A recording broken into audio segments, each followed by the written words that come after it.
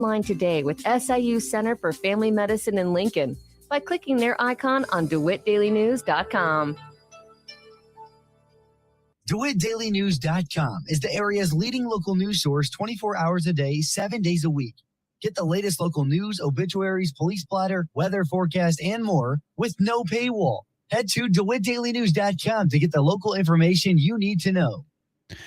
From the Hart Media Group newsroom and DeWittDailyNews.com, I'm Ben Hubbard with this expanded morning newscast.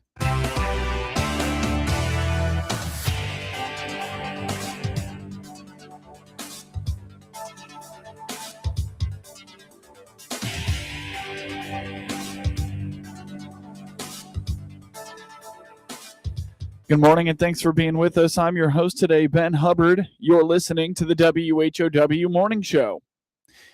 The DeWitt County Board hit a snag in hopes of providing county employees with a yearly bonus. The bonuses were targeted at a modest $100, but County Finance Committee Chair Melanie Tilley indicates the IRS noted a $100 bonus would have to be taxed with little left for employees. So in the budget, we had put in for all the employees to receive a $100 bonus. IRS has come back out and said, you can't just get that $100 off of the check. We're going to have to take the holding out. Social Security, Medicare, county's going to have to pay their portion and pay any IMRF, which obviously, as we all know, when they take out money, that it's not going to end up being the $100. So we discussed at finance maybe what we could do, and we left it up to let's get some ideas from other board members. We can go ahead and continue this year since that's how the budget was processed, is to do the $100 with the employees knowing that obviously our intentions was for them to receive $100. It was also suggested that we do gift cards, but we found out IRS doesn't like gift cards either. They consider them the same as what cash is. Other suggestion was, I made a suggestion that possibly do maybe several things throughout the year, maybe every quarter or every half the year. We could very easily right now do Jimmy John's. They make up, I guess, boxes that have sandwiches, chips, cookies, and that way all the employees would have the same thing. I mean, I guess they could have, we'd probably ask if they want a turkey ham or whatever, give them an option in that respect. This way it could go directly out to the highway department, over to the sheriff's department. The boxes would already be made up so that the deputies, if they work night shift, they would also be able to have the same thing as what the day shift employees had. Board members offered suggestions like a ham or turkey as a Christmas gift or doing special events for county employees during the year, like a cookout or potluck. Well, we discussed turkeys or ham. Yeah, we did discuss turkeys, getting a turkey or ham.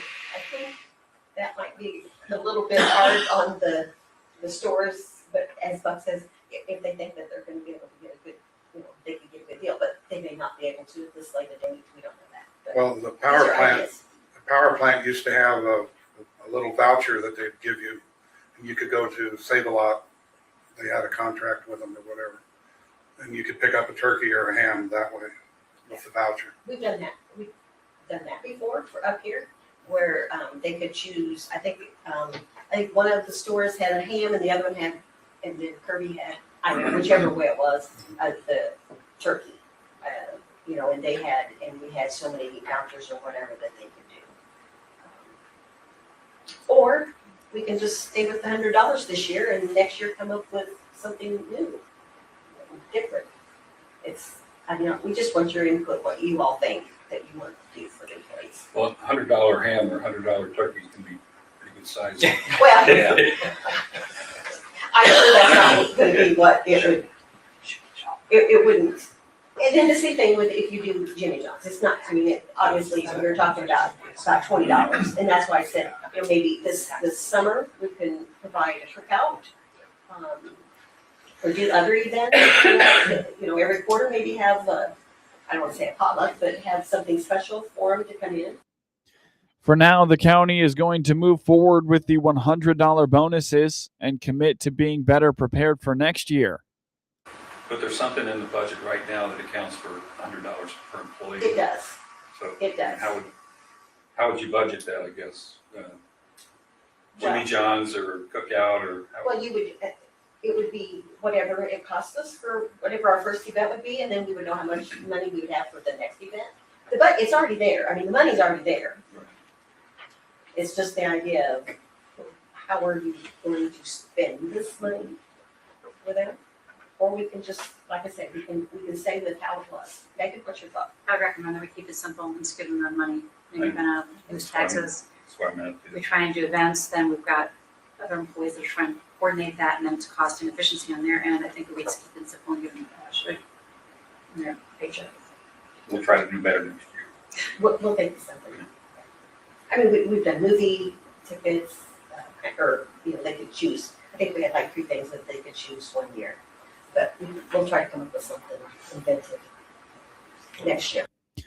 Also, at the Thursday night meeting, the board approved Mark Nunnery and Elizabeth Burns to the Regional Planning Commission for 3-year terms to expire in April of 2028. The board approved Katie Arnold and Nicole Lowers to the DeWitt County Mental Health Board with terms to expire at the end of 2029. The board approved a floor replacement project at the DeWitt County Jail for the amount of $5,425. The board approved the purchase of a 2023 tilt deck equipment trailer for $15,000 from Altifor. The board approved the purchase of a 2027 Mack Granite 6.4 GFR truck from Nextran Truck Centers for $277,382. The board approved the professional services agreement for the Bridge Inspection Program Management Services at a cost not to exceed just over $85,000. The board extended the ad hoc committee referred to as the Compliance and Information and Technology Committee until November 30th, 2026. The board approved the benefits policy for the DeWitt County Jail Administrator and Chief Deputy positions in the DeWitt County Sheriff's Office. Now for your local obituaries.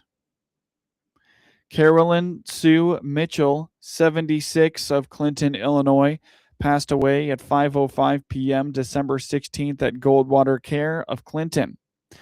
A celebration of life will be held at a later date. The family entrusted Calvert Funeral Home in Clinton with cremation rights. Online condolences may be made at calvertmemorial.com. Mark L. Vinson, 64, of Clinton, Illinois, passed away at 6:06 p.m. December 15th at his family residence. Services will be 11 a.m. Monday, December 22nd, 2025 at the Calvert Funeral Home in Clinton with Adam Brucker officiating. Burial will follow at Pleasant Valley Cemetery in Kenny, Illinois. Visitation will be 10 to 11 a.m. Monday at the funeral home. Memorials may be directed to the Mark L. Vinson Memorial Fund. Online condolences may be made at calvertmemorial.com. Get news anytime from your computer or your mobile device at DeWitt County's #1 source for news, sports, police blotter, obituaries, and more. All free, all the time at DeWittDailyNews.com. No Christmas season, Jason France, State Farm Insurance Agent in Clinton, sincerely believes is complete without recognition of those who make each succeeding Christmas more of a success than the one before, their customers. They hope that happiness finds you and that your day is filled with all good things Christmas brings. Merry Christmas and Happy New Year from Jason France, State Farm Insurance Agent, located at 602 West Side of the Square in Clinton. Sincere good wishes for the holiday season and the new year are yours from Waite's Dry Cleaners in Decatur and Forsyth.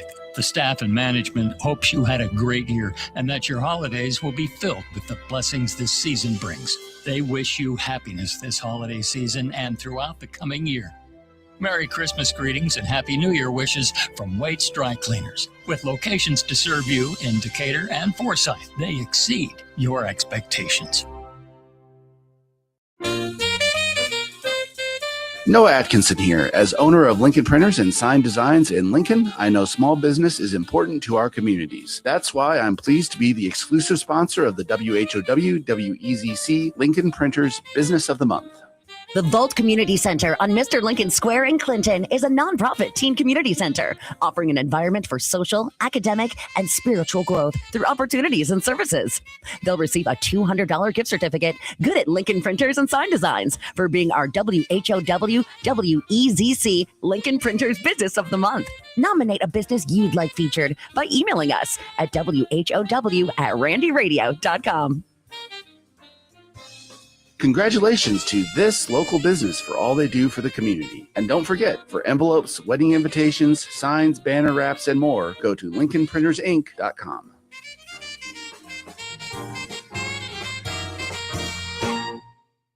From the Hart Media Group Sports Desk, IL Sports Wire, and DeWittDailyNews.com, I'm Ben Hubbard with this local sports report.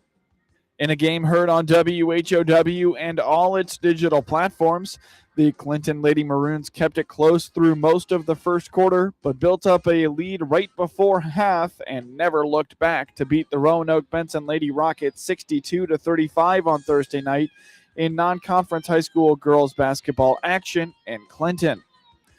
The Lady Maroons struggled to get ahead early with only a 13-10 lead after the first quarter. They used strong second and fourth quarter performances to build up their lead throughout the game. Clinton was led by Carly Anderson, who led all scorers with 24 points, while Clara Dempsey had 22. Both made 3 from beyond the arc. Lila Kluver added 9 points. Roanoke-Benson was led by Bree Harms with 10 points, and Josie Weber had 6. With the win, Clinton improves to 7-4, while the Lady Rockets fall to 8-5. The Lady Maroons will play host to the Rochester Lady Rockets on Monday at 6 p.m.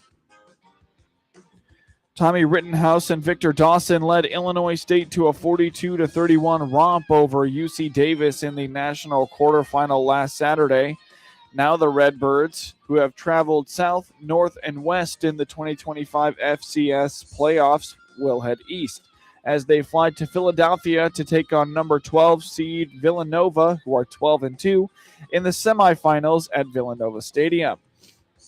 It was a wild first quarter in Davis, California on Saturday as Illinois State and number 8 UC Davis traded punches to a 21-17 lead for the Redbirds after the first 15 minutes of action. After a scoreless second quarter, the Redbirds scored 14 points in the third quarter to pull away from the Aggies for a 42-31 victory at UC Davis Health Stadium. Daniel Sukovich finished with a game-high 150 yards against the Aggies. Dawson had a career-high 148 yards on 29 carries in the quarterfinal win at UC Davis.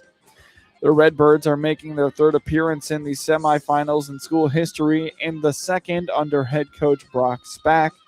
Last week, Villanova took down number 4 Tarleton State on the road 26-21 to advance to the semifinals and set up the game with the Redbirds. Game time is 6:30 p.m. Central Time outside Philadelphia on Saturday. Alex Huibregtse and Timothy Vanderknapp added 7 in the third overtime, and Bradley Braves beat the Indiana State Sycamores 108-99 on Thursday night in a Missouri Valley Conference opener. Joe Van Buggenhout's 61-foot three-pointer for Indiana State made it 74 all at the end of regulation.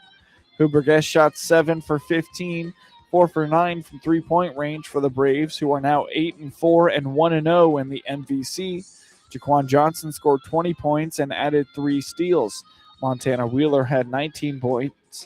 Vandernap finished with 17 points. The Sycamores are 7-5 and 0-1 in the Missouri Valley Conference and were led by Ian Scott, who recorded 24 points, 12 rebounds, and 3 blocks. Indiana State also got 21 points and 6 rebounds from Camp Wagner. Derek Vorst finished with 17 points and 11 rebounds. Huibregtse scored 11 points in the first half, and Bradley went into the break trailing 41-36. Johnson put up 12 second-half points, and Bradley secured the victory after a second half that featured 7 lead changes and was tied 7 times. Zion Fruster had 23 points in the Eastern Illinois Panthers' 76-72 overtime victory against the SIU-Edwardsville Panthers on Thursday. Fruster added 6 rebounds and 3 steals for the Panthers, who are now 3-8 and 1-1 in the Ohio Valley Conference. Michi White added 12 points while going 6 of 6 from the floor, including 4 for 4 from three-point range and 5 for 6 from the line. Andre Washington shot 3 of 9 from the field and went 4 for 5 from the line to finish with 10 points. The Panthers snapped a 5-game slide. The Cougars were led in scoring by Ring Maleth, who finished with 23 points. Harrison Alexander added 13 points and 2 steals for SIU-Edwardsville. Arnis Sakenis finished with 10 points and 5 blocks. Ty Pence scored 22 points as the Illinois State Redbirds beat the Southern Illinois Salukis 75-68 on Thursday night in the Missouri Valley Conference opener for both teams.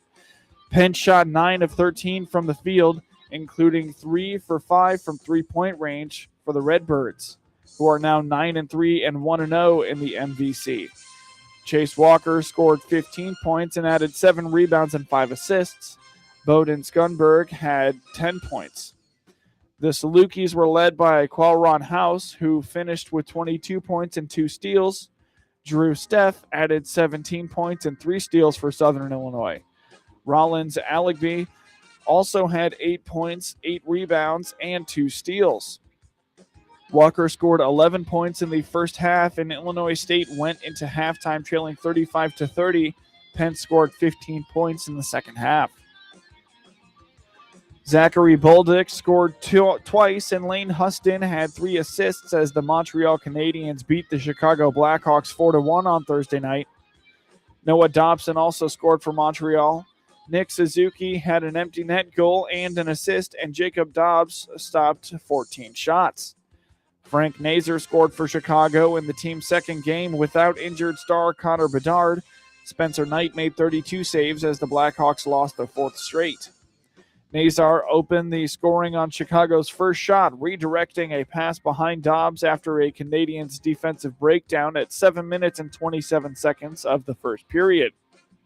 Bolduc cranked a one-timer from the slot off a feed from Cole Caulfield to tie it later in the period with his 8th of the season and first at home, prompting a huge ovation from the Bell Center crowd. The 22-year-old Bolduc added his second of the night with a deflection 20 seconds into the third period. Dobson made it 3-1 at the 10-minute mark after chasing down a rebound.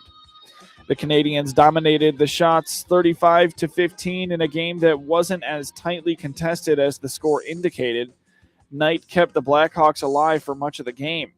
It was a successful night for coaches' challenges. The Canadiens had 2 goals overturned for offside, and 1 Blackhawks goal was brought back for goalie interference. The Canadiens host Pittsburgh on Saturday. The Blackhawks are at Ottawa on Saturday. JT Miller scored 2 minutes and 21 seconds into overtime, and the New York Rangers beat the St. Louis Blues 2-1 on Thursday night. Rookie Gabe Perreault scored his first NHL goal for the Rangers, and Igor Shesterkin had 26 saves. New York had lost 2 straight and 5 of 6. Jonathan Berggren, claimed off waivers from Detroit earlier this week, scored for St. Louis, which has lost 4 of 6. Jordan Bennington finished with 28 saves. Miller was open in the slot and delivered the decisive goal as New York snapped a 5-game losing streak in St. Louis. Shesterkin added a 12-game stretch in which he had allowed multiple goals in each game.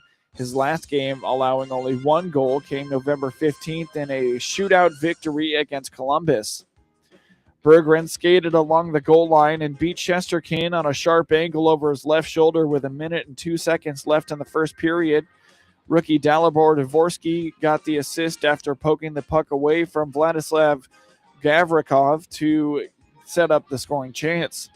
The Rangers responded at 6 minutes and 2 seconds of the second when Perrault deflected a Will Coles wrist shot past Binnington on a power play. It was the first game for Perrault, a 2023 first-round pick and the son of former NHL All-Star Yannick Perrault, since being called up from the minors in a bid to spark a scuffling offense that had been shut out twice in its previous 4 games. For the second straight game, New York was without one of its top scoring threats. Artemi Panarin, tied for the team lead with 11 goals, was scratched due to an illness. Mika Zibanejad had also 11 goals, returned from the lineup after being scratched in the Rangers' 3-0 loss to Vancouver as discipline for missing a team meeting. The Rangers host Philadelphia on Saturday. The Blues play at Florida on Saturday to start a 2-game trip. Get highlights of your local high school programs by finding IL SportsWire on your preferred social media platforms, and get local sports anytime at DeWittDailyNews.com. MR Systems Wireless is your local internet provider for Clinton and surrounding area. They have the products you